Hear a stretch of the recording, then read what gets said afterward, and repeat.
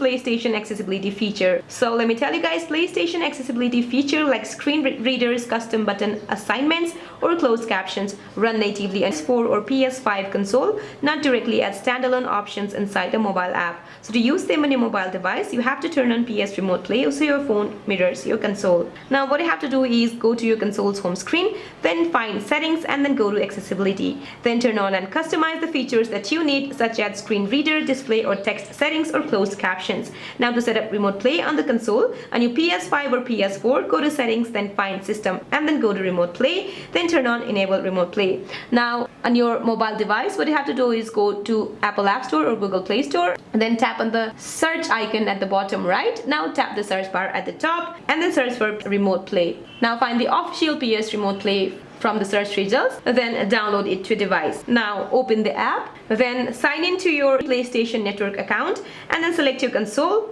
and wait for it to pair. Once connected, your phone screen will display your console interface and the accessibility settings configured on the physical console like voice readouts or enlarged text will function through your mobile stream. So that's it for this video guys. I hope this video is helpful. Please don't forget to like and subscribe. See you in my next video.